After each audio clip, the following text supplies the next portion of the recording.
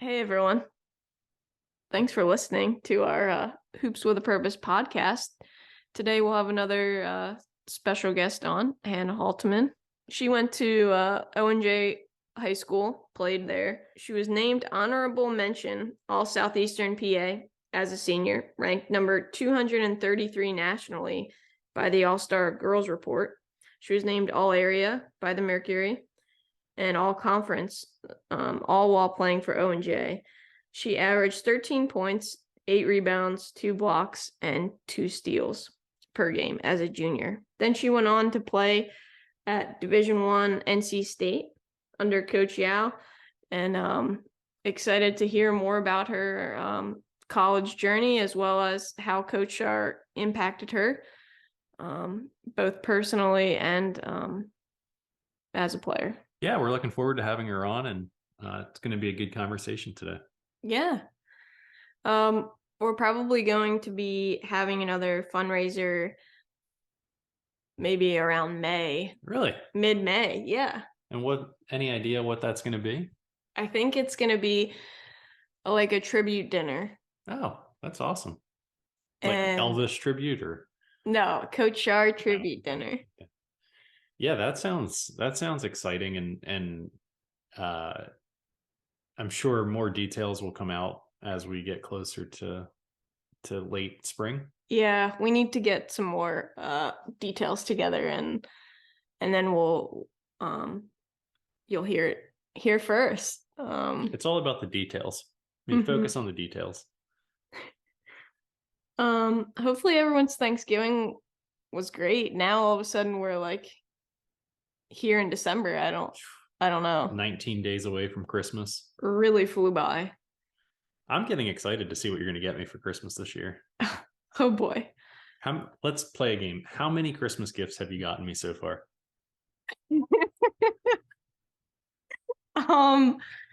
Ooh. Don't lie.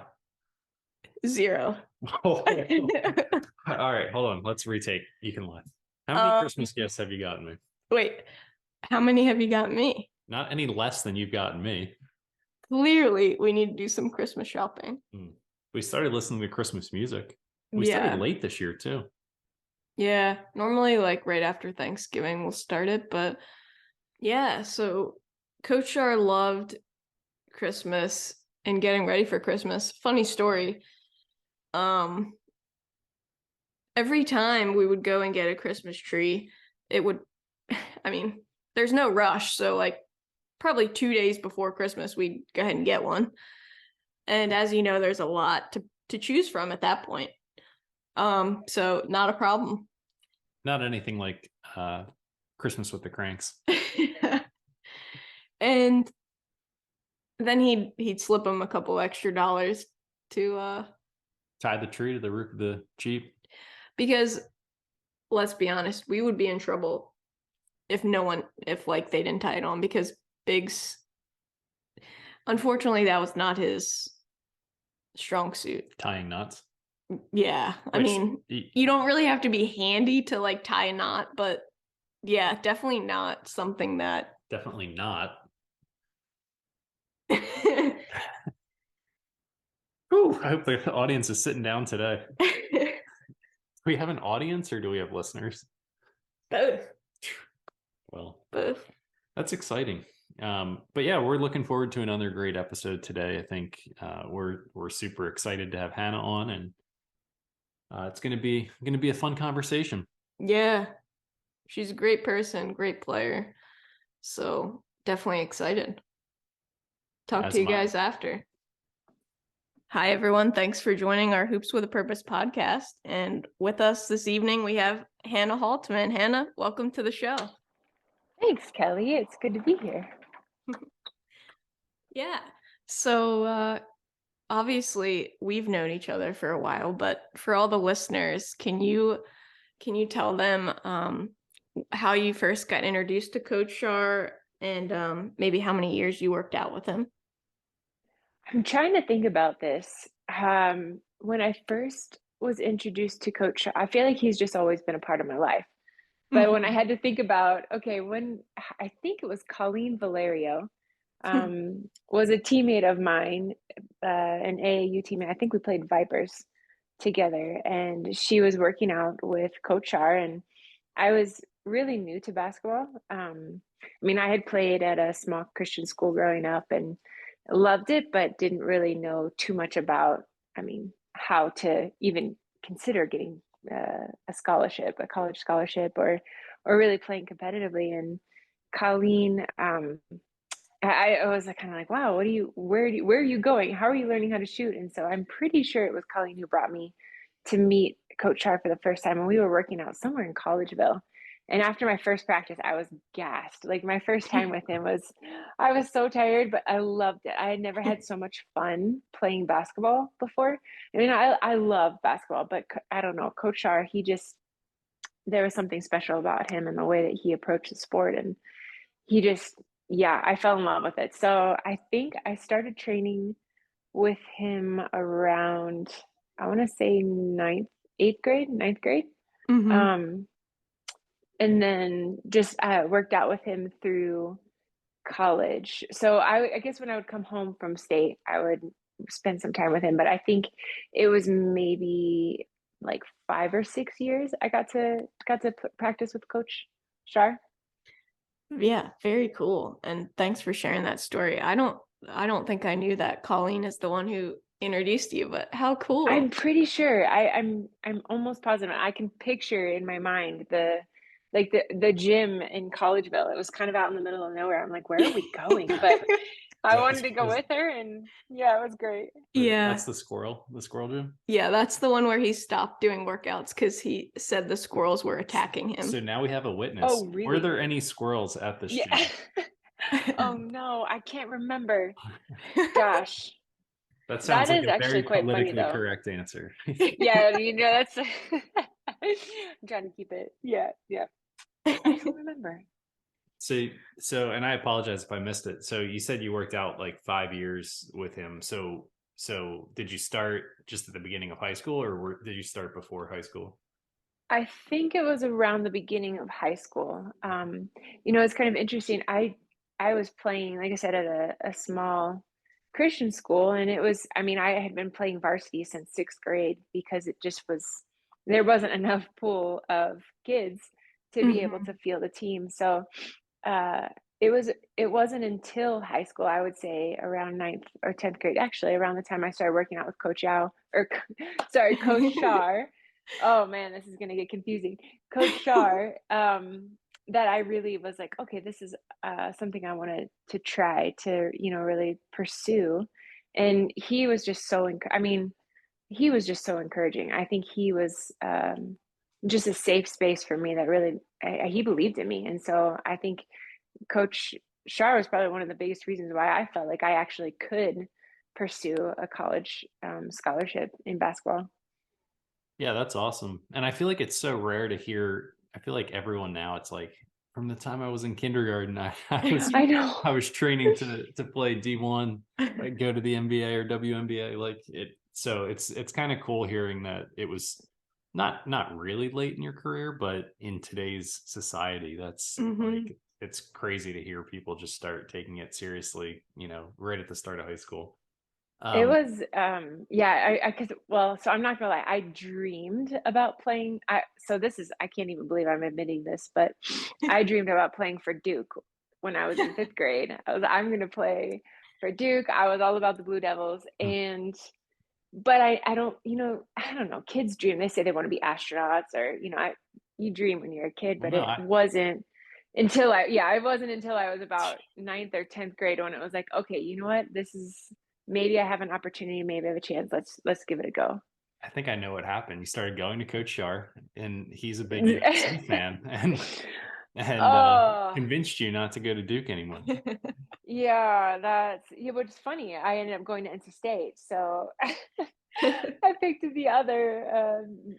We don't mess with blue colors. This is red and white.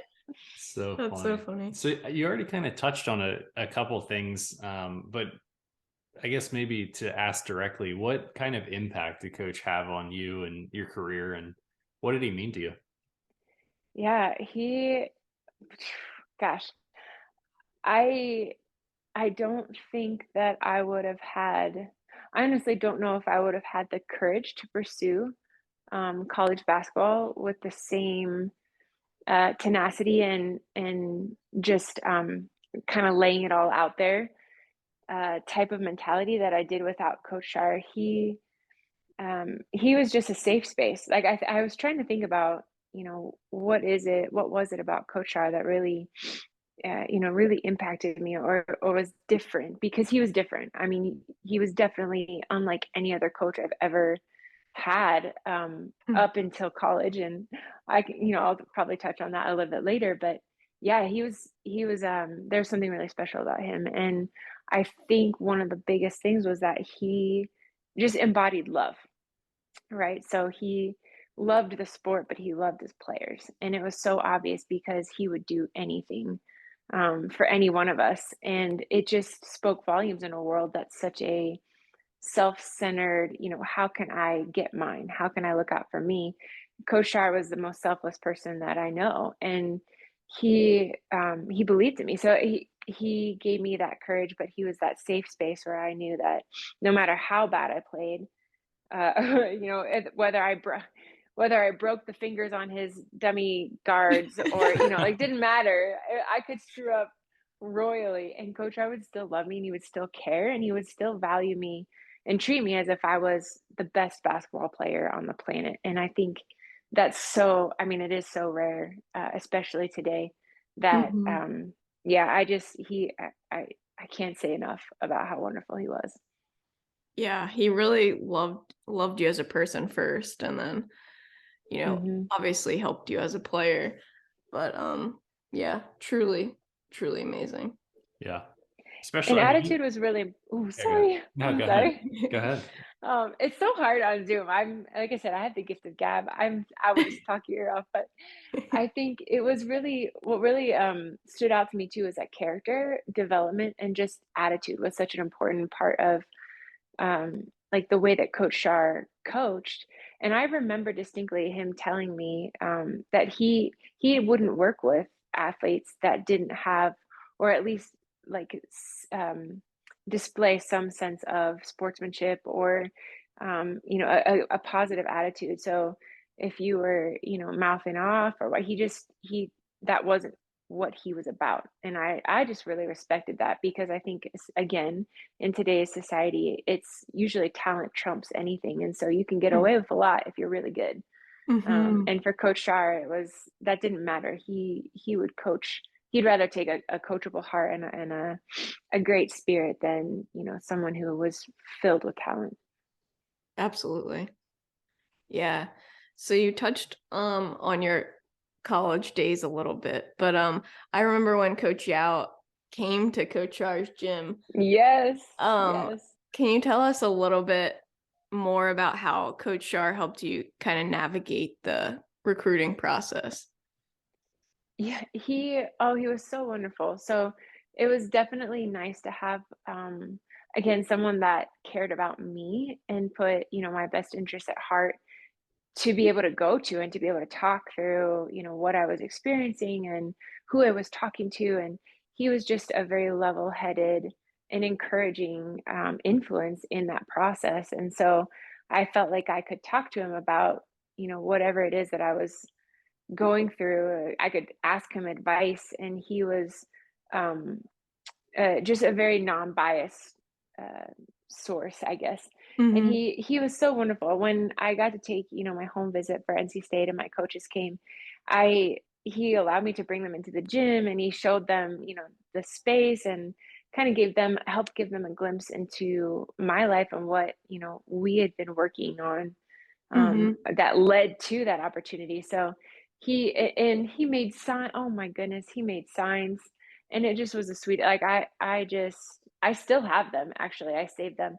It was like, good luck at NC State, and then on top of that, just that, again, that constant source of encouragement, because the recruiting process is really stressful. If I'm being honest, that was one of the most stressful periods of my young life, and Mm-hmm. it seems crazy now when I think about it, because gosh, I was a kid, and it's basketball, it's a sport. it's not rocket science. And so to put so much pressure on it, I think he really helped maintain some perspective that was otherwise easy to lose sight of. Absolutely. And he always brought it back to just, just have fun. Yeah. That kind of stuff. So, And that's stuck with me. I will say that's something now I pass on to athletes that I work with. I'm like, hey, just have fun, more than anything else. Love what you're doing. And it's a gift and it's an opportunity. It's a game. So play with fun. Yeah. Yeah, that's awesome. That's great. So as you said, you went to NC State. Can you tell the listeners a little bit more about your college basketball journey? And it sounds like you faced a lot of adversity, but Oh, I was would going to say, love how to much hear time do you more. have? Man, it was, so I played for having the opportunity to play for someone as legendary as Coach Yao. That just was just the most humbling experience for me. And I really truly love, and I guess in the beginning I kind of got them mixed up just because Coach Yao was very similar to Coach Sharr in the sense that they both, um, I think they both, from what I've understood and in my experience, I think they both recognize basketball as more than just a game, in the sense of like life isn't about sport. Life is about something so much bigger. And so for them, sport was an opportunity to worship. And so it was really cool to kind of have Coach Sharr groom me and then to be able to know what to look for in a college coach, someone similar to Coach Sharr. And then here's Coach Yao. And she used sport and coaching as an opportunity to influence her players for for the good and to share, honestly, to share the love of Jesus that she had in her heart, with her team, whether they were aware of it or not. And it was very unconditional, and it was so cool because it was very similar to the way that I experienced basketball with Coach Sharr. And so in that regards, my college experience was just remarkable. I was so blessed to get to know her and to just see the kind of person that she was. And yet at the same time, she was just struggling with, breast cancer. So she ended up passing away my sophomore year. And it was, it was a tough time. So not only, did I struggle with, losing my basketball coach and the influence that she was, but I was battling injuries. And I mean, I got to college and right off the bat, I had to have ankle surgery. So I redshirted my freshman year, which was really challenging. As a college athlete, you finally get there, and it's, I made it through all of preseason, and then my ankle, I had injured it in high school, and it just it needed I needed a second surgery. And so, that devastating, just and I'll tell you, Coach Sharr was with me even through that. I mean, he called, reached out to me, let me know he was praying for me. And that just spoke volumes. But then, a sophomore year, I came back and was finally able to get on the court, and I got, I got smashed in the face. So I like split open my eyelid. The very next practice, I broke my nose.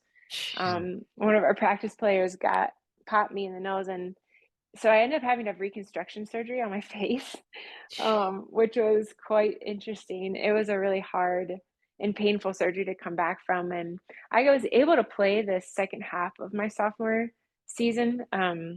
But it wasn't, I mean, it was just working my way back into the lineup, and I felt like a freshman then.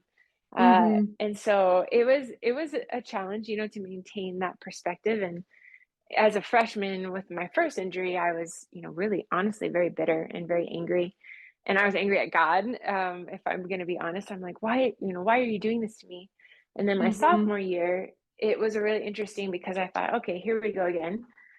There's obviously something that I need to learn, and I haven't yet. So that was my question of like, okay, what do I need to learn from this? What can I learn from this? And then heading into my junior season, I was starting to get some time. My coach had already passed away, and my team was really rough. If I'm being perfectly honest, I remember my first practice, my teammates were like, well, I don't know what we're going to do about captains, because I didn't respect you. You didn't respect me. So we might as well not even have them. And I thought, wow, this is going to be interesting. And Coach Yao kept us in line, but when she was gone, it definitely got a little crazy. And I ended up getting 2 concussions from my teammate within a week's time around Oh, wow. Thanksgiving. So the first one, I didn't say anything because I knew I had been out, I'd been struggling to even be on the court in the first place. And then a week later I got hit, and I don't even remember where. I mean, I was wandering. The next thing I knew, I was on the other side of the court, and it was, it was not good. Mm. So I ended up being out for the entire season, my junior year, because I couldn't pass my concussion test. And so that was really frustrating. And you work through that. And again, I started realizing like there's something to be learned in all of this. And so it really helped shape my faith and my relationship with God, and in and through it all, because I started realizing that blaming him wasn't the didn't do anything, and I started realizing that he was teaching me something, and what I was learning as a person and how I was understanding and experiencing sport was changing through these injuries. And so I found a way to be grateful for it. But my senior year, I was like, okay, I'm ready to actually play, right? So I was excited. I had definitely put a lot of work in the off season. And then the first practice before the first pickup, well, we played pickup before first practice, and I got popped in like right up under the chin. But I think because my head had been so sensitive and I had a concussion, my last one was 10 months before that. I just was a mess. So I failed my concussion protocol, and Mm. they, went back through like all of the doctor's visits, and I saw my doctor, I think like every week, I want to say, just trying to like see where I was at. And it ended up being that, I mean, I think it was about 2 months after the third concussion, and I still wasn't improving. And I was devastated because, this was my final season and I was really ready to play.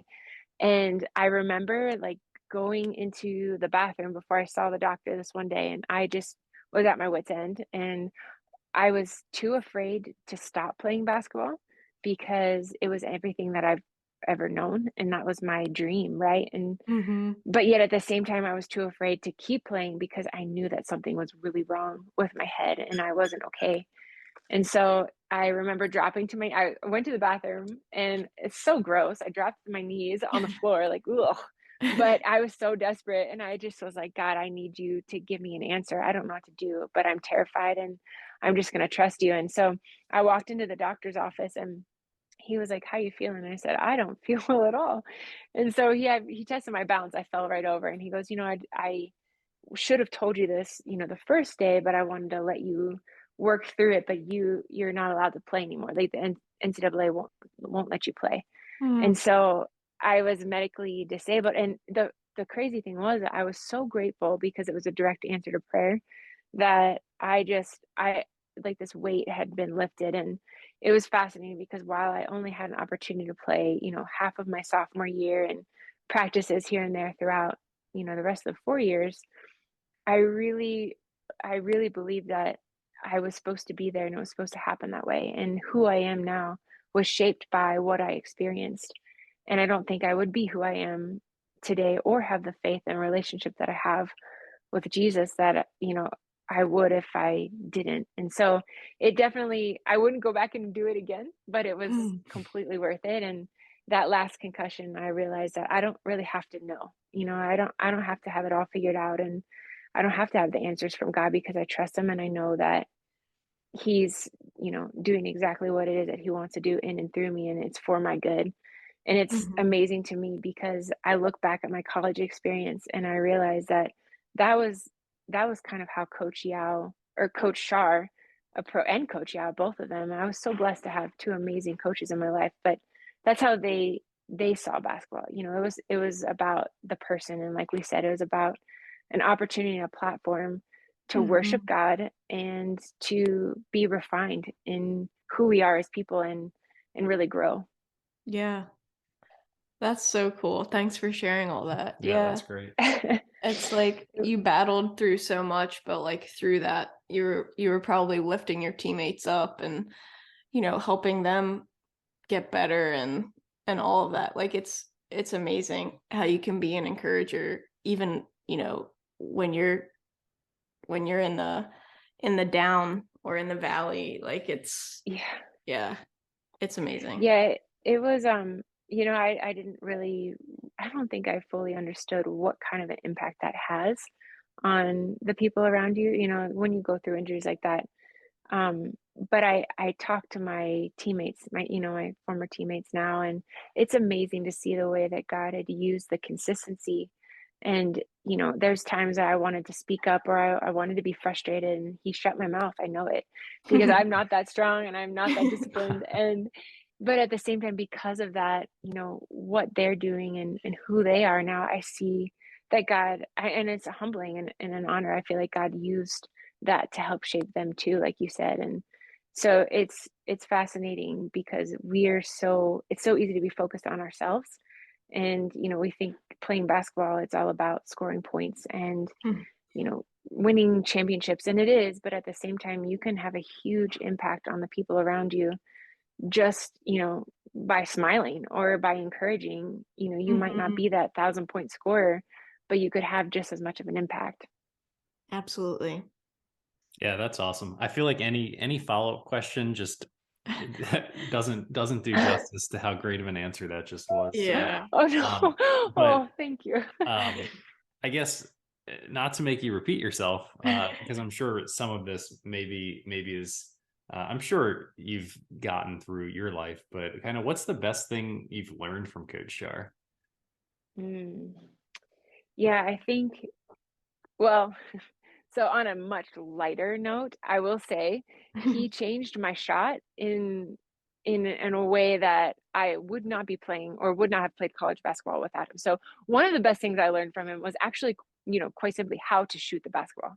That's awesome. Because That is important. it is very important. My shot was a mess, and he really worked on, I mean, I remember him bringing a camera in and taking pictures, and helping show, my guide hand was, oh my gosh, I don't know how, but I crossed my arms when I would shoot the basketball. I was not a good player when I started. I was tall. That's what I had going for me. But Coach Sharr, like, totally transformed the way that I shot, and really transformed the player that I was. And so that was huge, I would say.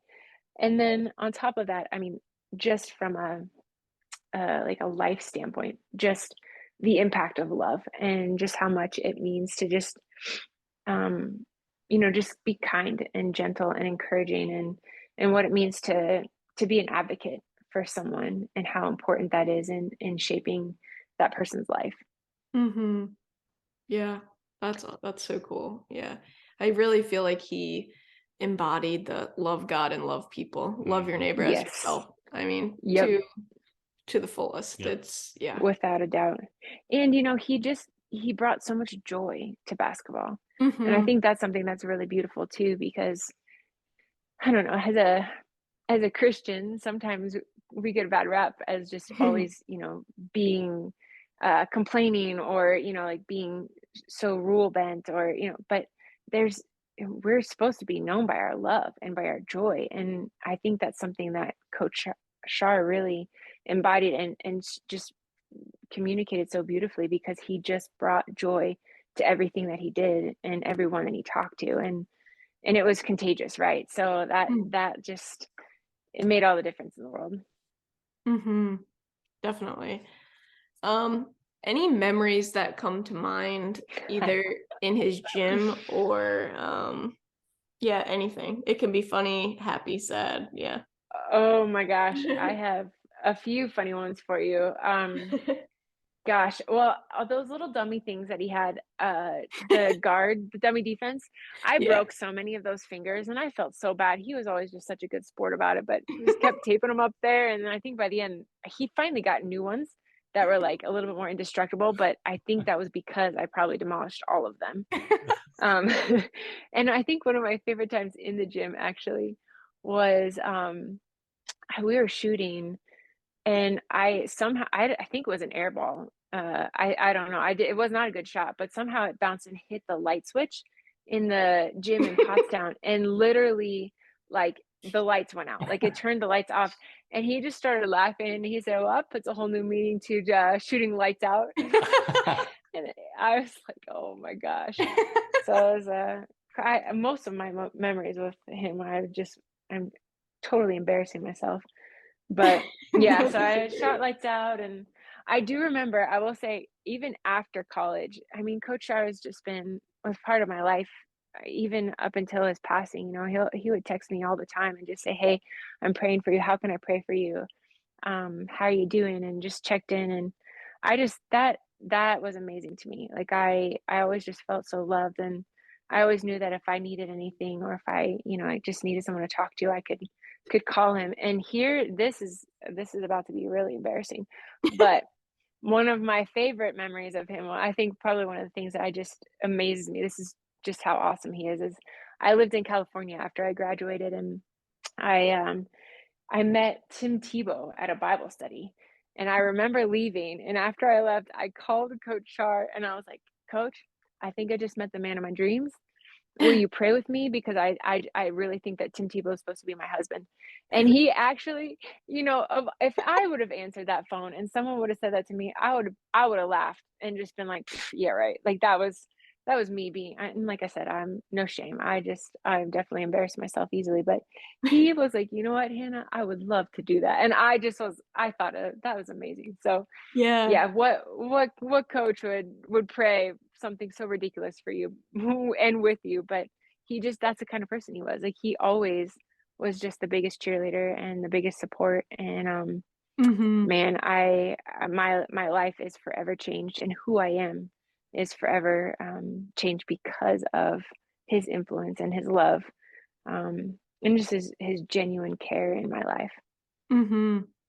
That's awesome. And I love those memories. Those are great. Yeah, thanks so much for Oh sharing. man. Yeah. Thanks for asking. What a fantastic episode we had there with Hannah. Great conversation. Wonderful conversation and wonderful testimony. Yeah, absolutely. Just a great person, and loved her story, battling and overcoming. Yeah, I think it's a story that a lot of us can relate to.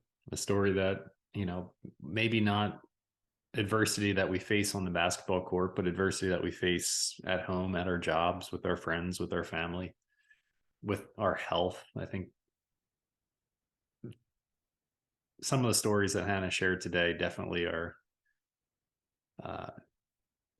very beneficial to hear, I think, from an outsider's perspective, and can hopefully give people hope, hopefully point people in the right direction, and give them some hope. Yeah.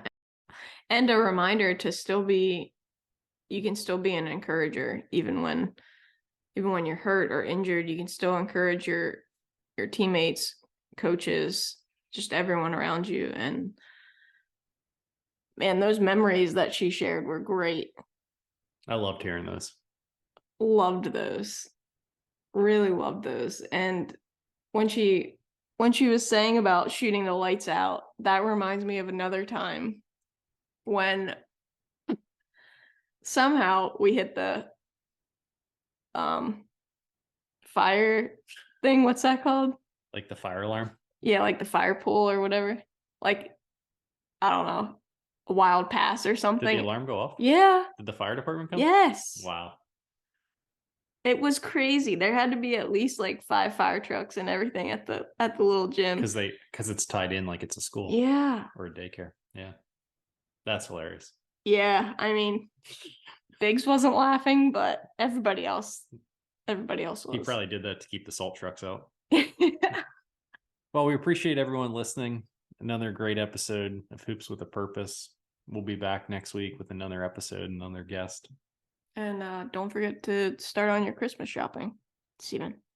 Merry Christmas.